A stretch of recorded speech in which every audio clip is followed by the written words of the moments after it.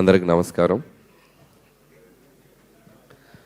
First of all ఈ సంక్రాంతిని కూడా నాకు ఇంత మెమరబుల్గా చేసినందుకు ప్రేక్షకులందరికీ, తెలుగు ప్రేక్షకులందరికీ, ప్రపంచం గ్లోబ్ చుట్టూ ఉన్న తెలుగు ప్రేక్షకులందరికీ థ్యాంక్ యూ సో మచ్. ఎంత చెప్పినా తక్కువే. Thank you.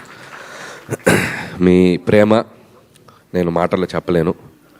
మళ్ళీ మళ్ళీ ఇలాంటి మంచి సినిమాలు తీసి మీకు ఆనందాన్ని ఇచ్చి దాంట్లో మళ్ళీ నా కృతజ్ఞతను మీకు తెలియజేసుకుంటాను. అంతకుమించి నేనేం చేయలేను. థ్యాంక్ యూ అండి. Thank you so much. అలాగే ఇప్పటి వరకు నా పనిచేసిన టెక్నీషియన్స్ కానీ అందరూ నా గురించి చాలా మంచి మాటలు చెప్పారు. బట్ నేను అనేవాడిని ఈరోజు ఈ సినిమా చేయడానికి నాకు ఒక ఆపర్చునిటీ ఇచ్చి నాకు ఒక మెగా గిఫ్ట్ ఇచ్చినటువంటి మా మెగాస్టార్ చిరంజీవి గారి గురించి మొదలెడతాను నేను. ఎందుకంటే టెక్నీషియన్స్ అందరి గురించి ప్రీ రిలీజ్లో నేను మాట్లాడేశాను. ఇప్పుడు ముఖ్యంగా నేను మాట్లాడాల్సింది మా చిరంజీవి గారి గురించి మాట్లాడాలి. నేను ఈ కథ చాలామందికి తెలియని విషయం ఏంటంటే, నేను ప్రతి స్క్రిప్ట్ ఒక 2.5 months to 3.5 months పడుతుంది.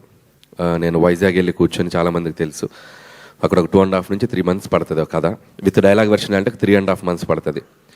చాలా సర్ప్రైజింగ్ థింగ్, చాలా షాకింగ్ థింగ్ ఏంటంటే, ఈ సినిమా ఫస్ట్ హాఫ్ 15 రోజులు, సెకండ్ హాఫ్ 10 రోజులు, అంటే 25 daysలో ఫినిష్ చేసినటువంటి స్క్రిప్ట్ ఇది. ఫాస్టెస్ట్ స్క్రిప్ట్ నా కెరియర్లో నేను చేసిన స్క్రిప్ట్ ఇది. దానికి ఎందుకు ఇంత ఫాస్ట్గా అయింది అని మీరు అనుకుంటే దానికి కారణం మెగాస్టార్ చిరంజీవి గారు.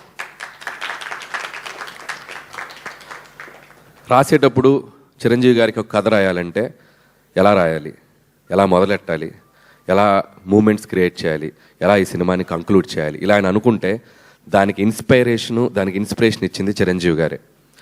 కాసేపు చిరంజీవి గారు అనకుండా ఒక సగటు ప్రేక్షకుడుగా, సగటు అభిమానిగా ప్రేక్షకులు చిరంజీవి గారిని ఎలా అభిమానిస్తారో అలా మాట్లాడుకుంటే, డైలాగ్ని చాలా కూల్గా మాట్లాడుతున్నట్టు చాలా క్యాజువల్ బాడీ లాంగ్వేజ్తో మాట్లాడాలంటే దానికి ఇన్స్పిరేట్ చేసింది చిరంజీవి. ఒక బాధని, ఒక ఎమోషన్ని, కంటి నుండి నీళ్లు బయటికి రాకుండా ఆర్ద్రతతో మన అందరినీ ఏడిపించగలగాలంటే చిరంజీవి. ఒక డ్యాన్స్ని అలవోకగా గ్రేస్తో, మూమెంట్స్తో, డ్యాన్స్ అంటే ఇలా కదా చేయాలని చెప్పాలంటే చిరంజీవి. 100 మంది ఎదురుగా ఫైటర్స్ నుంచి ఉంటే చాలా యాటిట్యూడ్తో నుంచుని ఒక చిన్న సిగరెట్ వెలిగించాలంటే, ఒక బాసిజం చూపించాలంటే చిరంజీవి. ఇలా చెప్పుకుంటూ పోతే నటనలో ఉన్న నవరసాలని అద్భుతంగా, అందంగా, తన మార్క్తో, తన స్టైల్తో, తన ఓన్ చేసుకొని ఒక స్పెషల్ యాక్టింగ్ లాగా మనందరికీ ప్రజెంట్ చేసిన వ్యక్తి చిరంజీవి. సో అలాంటి ఒక చిరంజీవి గారికి ఒక కథ రాయాలంటే ఒక పెన్ను మొదలెడితే ఈ డాట్స్ అన్నిటినీ కలుపుకుంటూ వెళ్ళిపోయాను నేను, అంతే. ఈ డాట్స్ ఆయనకున్న స్పెషాలిటీస్ ఏవైతే ఉన్నాయో, ఆయన మనల్ని కొన్ని దశాబ్దాలుగా మనల్ని ఎలా ఎగ్జైట్ చేశాడో, అలా ఎగ్జైట్ చేసిన డాట్స్ కలుపుకుంటూ వెళ్ళాను నేను, అంతే. అందుకే అంత ఫాస్ట్గా వెళ్ళిపోయింది. ఒక ఇంట్రడక్షన్ సీన్ రాయాలన్నా, లేకపోతే ఒక పిల్లలతో ఒక ఆర్ద్రతకు ఒక సన్నివేశం రాయాలన్నా, ఒక వైఫ్ మామగారి మధ్యలో చాలా చలాకీగా నిలబడి, ఒక యాటిట్యూడ్తో నిలబడి, ఒక స్వాగ్తో నిలబడి చేయాలన్నా, ఒక విలన్స్ ముందు ఒక యాటిట్యూడ్తో నిలబడాలన్నా, ఇలా అన్ని ఎలిమెంట్స్ ఈ సినిమాలో నాకు రాయటానికి నాకు ఈజీగా క్రియేట్ చేసిన వ్యక్తి చిరంజీవి గారు. సో అందుకే నేను ఆ క్రెడిట్ నేను చిరంజీవి గారికి ఇవ్వదలుచుకున్నాను. థ్యాంక్ యూ చిరంజీవి గారు. మీరు నాకు ఈ ఆపర్చునిటీ ఇచ్చి ఈరోజు దేశం నలుమూల, ప్రపంచం నలుమూల ఉన్న మెగా అభిమానులు అందరూ ఆయనతో పాటు, మెగా అభిమానులతో పాటు చిరంజీవి గారిని ఒక నటుడుగా అభిమానించే సగటు ప్రేక్షకులు అందరూ ఈ సినిమాని సెలబ్రేట్ చేసుకుంటున్నారు. ఎందుకంటే చిరంజీవి గారు అందరిని ఇచ్చిన ఒక మ్యాజిక్ ఈ సినిమాలో అడుగడుగున నాకు ప్రజెంట్ చేసే అవకాశం కల్పించారు చిరంజీవి గారు. వాళ్ళు చూపిస్తున్న ప్రేమ, అభిమానం నేను ఎప్పటికీ మర్చిపోలేను. ఇక మెగా ఫ్యాన్స్ అయితే నేను కనపడితే నన్ను లాక్కెళ్ళి, కొంతమంది అయితే ముద్దు పెట్టేద్దామని చూస్తారు. అంత అభిమానం చూపిస్తున్నారు. అండ్ ట్విట్టర్లో కానీ, సోషల్ మీడియాలో కానీ, ప్రతి చోట వాళ్ళు చూపిస్తున్న అభిమానం నేను ఎప్పటికీ మర్చిపోలేను. ఇది అంతా కుదిరిందంటే దానికి కారణం చిరంజీవి గారు. And thank you Chiranjeevi sir. నేనేదో ఒక టైమింగ్ అనుకొని, నేనేదో కొన్ని డైలాగులు అనుకొని ఏదేదో రాసేసుకొని వచ్చి, సార్ నేను ఇలా అనుకుంటున్నాను, ఇలా చేద్దాం అంటే 150 సినిమాల ఎక్స్పీరియన్స్ ఉండి ఎంతోమంది దిగ్దర్శకులతో పనిచేసిన చిరంజీవి గారు ఈరోజు ఆయన పక్కన అందరూ బచ్చాగాళ్ళే. మా టీంలో అందరూ ఆయన చూస్తే పెరుగుతొచ్చిన అందరూ ఇంత బచ్చాగాళ్ళం ఆయన సినిమాలు చూసేస్తుంటే, ఇంత పిల్ల బచ్చాలందరూ ఆయన పక్కన ఉన్నా కూడా స్టిల్ ఆయన కూడా మాతో కలిసిపోయి ఒక నార్మల్ మనిషిలాగా, ఒక నార్మల్ ఆర్టిస్ట్గా ప్రతి ఒక్కరికి ఆ స్పేస్ ఇస్తూ ఆయన ఎక్స్పీరియన్స్ని మాతో షేర్ చేస్తూ మా అందరి వెనకుండి నడిపించిన శంకరుడు, మా శంకర్ వరప్రసాద్ గారు, మా చిరంజీవి గారు. నన్ను ముద్దుగా విసు గారు అని పిలుస్తుంటారు, విశ్వం గారు అని పిలుస్తుంటారు. ఎందుకంటే కొద్దిగా చాదస్తంతో ఒక 2-3 టేకులు ఎక్కువ అడిగితే, అబ్బా నువ్వు విశ్వనాథ్ గారిలా పనిచేస్తున్నావయ్యా బాబు విశ్వం గారు ఇలా రండి అని చెప్పి చాలా సరదాగా ముద్దుగా పిలిచేవాళ్ళు. సో మాకు పనిచేసిన 85 రోజులు హర్ష గారికి బాగా తెలుసు, త్రూ అవుట్ ఉన్నారు. సో 85 రోజులు ప్రతిరోజు ఒక బ్యూటిఫుల్ మెమరీ. మాట్లాడుకుంటూ పోతే చాలా ఉంది. సక్సెస్ఫుల్ ఈవెంట్కి కొద్దిగా దాచుకుందాం, సక్సెస్ ఈవెంట్కి. సో ఇది ప్రస్తుతానికి చిరంజీవి గారి గురించి నాకు మనసులో ఉన్న ఒక ఫీలింగ్ మీకు ముందు పెట్టాలనిపించింది. అలాగే ఈ సినిమాకి ప్రొడ్యూసర్స్గా పనిచేసిన మా సాహు గారుపాటి గారు and my friend, my family. So ఇందులో ఉన్న గొప్పతనం ఏంటంటే, ప్రపంచం అంతా చూడాలి ఈ గొప్పతనం చెప్పే ముందు రండి. ఈ గొప్పతనం ఏంటంటే, బాధ వచ్చినప్పుడు ఒకలాగే ఉంటాడు, సక్సెస్ వచ్చినప్పుడు ఒకలాగే ఉంటాడు. చూడండి,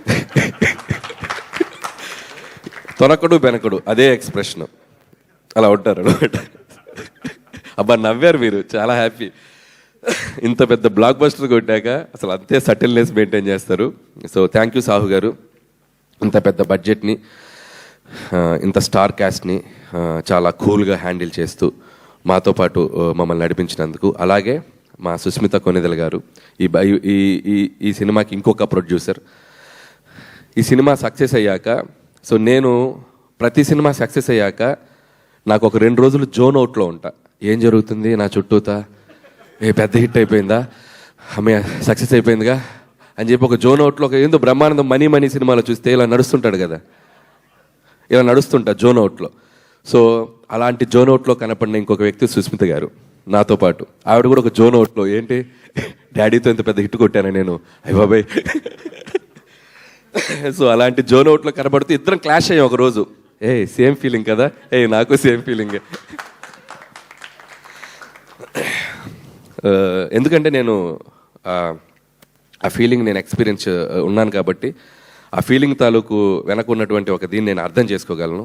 వాళ్ళ నాన్నగారితో ఎప్పటికైనా ఒక అద్భుతమైన సినిమాలో తన పేరు ప్రొడ్యూసర్గా ఉండాలనుకునే ఒక యాంబిషన్కి ఒక రైట్ ప్రాజెక్ట్, ఒక రైట్ ప్రొడక్ట్ పడి ఈరోజు ఆవిడ యాంబిషన్, ఆవిడ డ్రీమ్ నెరవేరినందుకు. సో మీకు కూడా కంగ్రాచులేషన్స్. ముందు ఇంకా చాలా మంచి సినిమాలు తీయాలని కోరుకుంటున్నాను. అలాగే మా ప్రొడ్యూసరు 1 మిలియన్ దాడితే కారు అడిగాడు కదా, ఇవ్వాలి కదా, నేను కారు ఇవ్వాలి కదా, కారు ఇస్తున్నా. కానీ ఇప్పుడు అది 3 దాటి 4 అయింది అనుకో, ఆయన నాకు ఒక ఫామ్ హౌస్ ఇవ్వాలి. ఇప్పుడు కారు అడుగుతాడా లేదా ఆయనకి వదిలేస్తున్నా. సో సావు గారు, సో హ్యాపీ. ఈ సంక్రాంతి మీకు సినిమా వసూళ్ల పరంగా మీ ఇద్దరు నిర్మాతలు హ్యాపీ ఫీల్ అవ్వాలి. డిస్ట్రిబ్యూటర్స్, ఎగ్జిబిటర్స్, థియేటర్లో వచ్చిన ఎగ్జిబిటర్స్ అందరూ, ప్రేక్షకులు ఎంత సంతోషపడ్డారో అందరూ హ్యాపీ ఫీల్ అవ్వాలని కోరుకుంటున్నాను.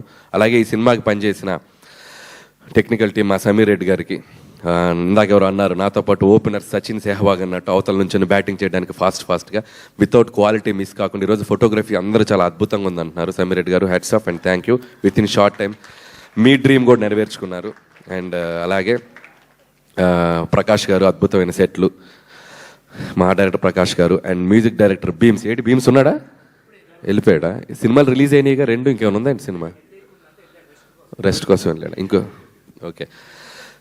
సో బీమ్స్ కూడా అద్భుతమైన పాటలు ఇచ్చాడు, అద్భుతమైన బీజిఎం ఇచ్చాడు. చాలా కష్టపడ్డాడు ఈ సంక్రాంతికి. పాపం తను 2 సినిమాలు ఉన్నాయి, 2 సినిమాలకి న్యాయం చేయాలని చెప్పి రైతింబౌలు వర్క్ చేశాడు టీం అందరితో. సో బీమ్స్ కూడా నా కంగ్రాచులేషన్స్. మా జర్నీ ఇలాగే కంటిన్యూ అవుతుందని కోరుకుంటున్నాను. అలాగే ఇంకొక ఫైట్ మాస్టర్ పనిచేశాడు, నభా. ఓపెనింగ్ ఫైట్ చేసింది నభా అనే ఫైట్ మాస్టర్, నభాకాంత్.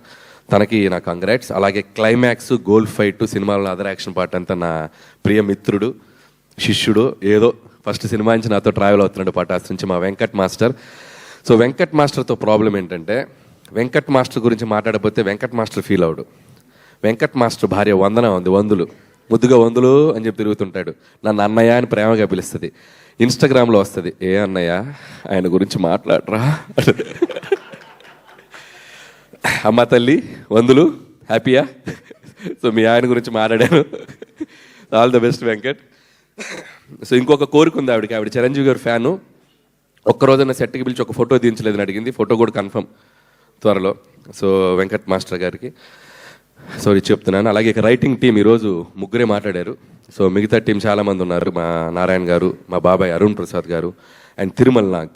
సో వాళ్ళు కూడా మైకులు తీసుకుంటే అజ్జు కంటే అనర్గళంగా మాట్లాడగలరు, కాకపోతే ఈరోజు రాలేరు. సో అలాగే అజ్జు, నాకు ఎవరి గురించి భయపడిన కానీ ఇతని స్పీచ్ ఎప్పుడు వస్తుందని భయంగా ఉంటుంది నాకు. ఏం మాట్లాడేస్తాడో ఏంటో ఎక్స్టెంపోలో భయంగా ఉంటుంది. థ్యాంక్స్ అజ్జు. ఎందుకంటే ఈ రైటర్స్ అందరినీ నేను పెట్టినంత టార్చర్ ఎవరూ పెట్టరు. నేను ఒక వెర్షన్ అనుకుంటా, ఆ వెర్షన్ వచ్చాక దాదాపు ఎవరన్నా డైలాగ్ వెర్షన్ ఒకటి రాస్తారు, నా సినిమాకి 66 వెర్షన్లు ఉంటాయి.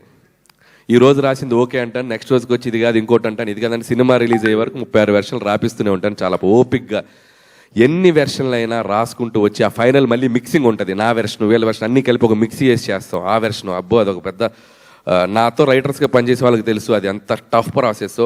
రైటర్స్ అంటే ఒక వెర్షన్ రాసి 2 నెలలు కూర్చోవడం కాదు స్క్రిప్ట్ బట్, సినిమా రిలీజ్ అయ్యే వరకు ముందు రోజు వరకు ఎడిటింగ్ డబ్బింగ్లో కూడా వచ్చి కూర్చుంటారు నాతో పాటు, ఏమైనా ఇంప్రూవైజ్ చేద్దాం అని చెప్పి. సో అంత డెడికేషన్గా పనిచేస్తారు అజ్జు అండ్ సాయి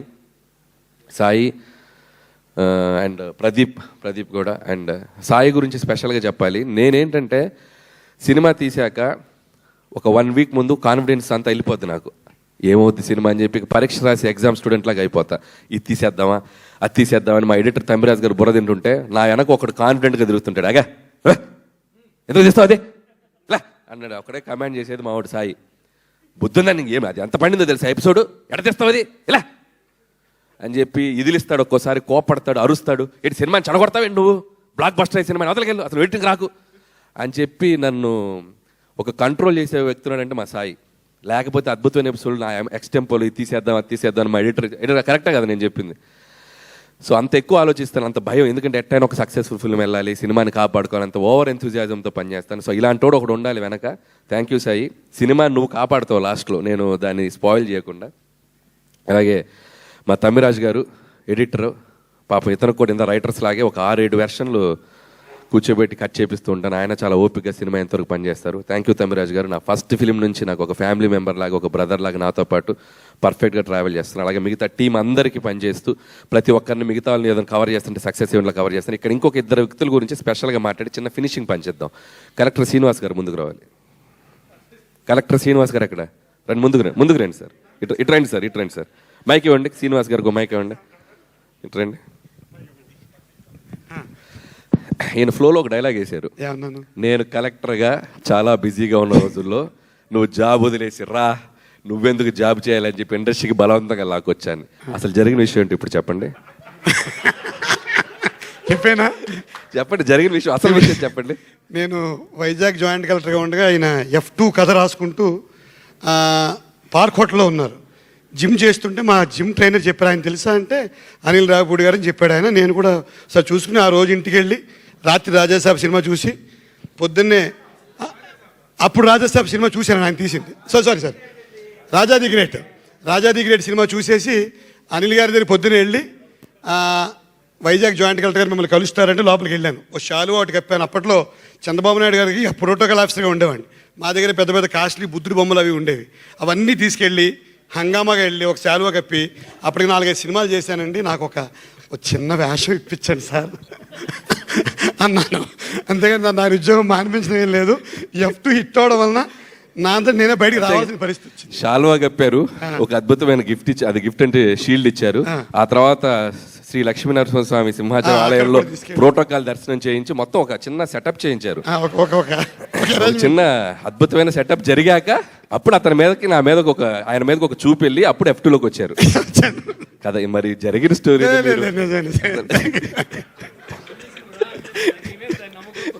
వచ్చాను అంటే 7 సినిమాలు ఇచ్చారు కాబట్టి ఆ కృతజ్ఞత. జోక్స్ పార్ట్, ఒక చిన్న మీకు కంటెంట్ దొరికింది దీనివల్ల. సో థ్యాంక్ యూ శ్రీనివాస్ గారు. మీరు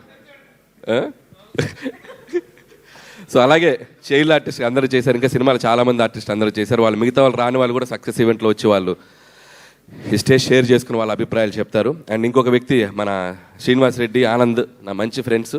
సో అభినయ్, సో కొత్తగా క్యాథరిన్ గురించి చెప్పాలి. బీయింగ్ ఏ హీరోయిన్గా చేస్తూ కూడా ఈ సినిమాలో జ్వాల అనే పేరు పెట్టాక, ఎందుకంటే జ్వాల అంటే చంటబ్బాయిలో సుహాసిని గారు చేసిన పాత్ర. సో అది అందరికీ గుర్తు రావాలని ఒక హీరోయిన్గా చేస్తే ఎవరైనా బాగుంటుందని చెప్పి నేను క్యాథరిన్ అడిగాను. పాపం క్యాథరిన్ ఏమాత్రం ఆలోచించకుండా చిరంజీవి గారి పక్కన మంచిగా త్రూ అవుట్ ఒక టీంలో రోల్ కదండి, నేను చేస్తానని చెప్పి ఆ అమ్మాయి అక్కడక్కడ కొద్దిగా డైలాగులు ఉన్నా లేకపోయినా సినిమా అంతా చాలా అద్భుతంగా చేసింది. అలాగే వెంకటేష్ గారితో చివరిలో అమ్మాయిని కలిపాం కాబట్టి ఒక హీరోయిన్ ఉంటే బాగుంటుంది అని చెప్పి మేము చెప్పినందుకు క్యాథరిన్ ఈ పాత్రను యాక్సెప్ట్ చేసినందుకు, అలాగే నయనతార గారికి మరొకసారి నా కృతజ్ఞత తెలియజేసుకున్నాను. ఆవిడ చేసిన సపోర్ట్. ఈరోజు నయనతార గారు చిరంజీవి గారి పక్కన ఎంత అద్భుతంగా పేరు కుదిరిందని చెప్తున్న దానికి కూడా చాలా థ్యాంక్స్. అలాగే మరొకసారి ముగించే ముందు చిరంజీవి గారితో మొదలెట్టాను. సో ముగించే ముందు ఆబ్వియస్గా మా వెంకటేష్ గారితో ఫినిష్ చేయాల్సిందే. సో విక్టరీ వెంకటేష్ గారు, ఈ సక్సెస్లో మాతో పాటు మా వెనక చిరంజీవి గారికి మాకు ఒక దాన్ని ఏమంటారు, ఒక బెస్ట్ బడీ లాగా, బెస్ట్ ఫ్రెండ్ లాగా మాతో ట్రావెల్ అయ్యారు. ఒక స్పెషల్ క్యామియో చేశారు. ఎంత అద్భుతంగా థియేటర్లో ప్రేక్షకులు దీన్ని రిసీవ్ చేసుకుంటున్నారంటే మామూలుగా రిసీవ్ చేసుకోవట్లేదు.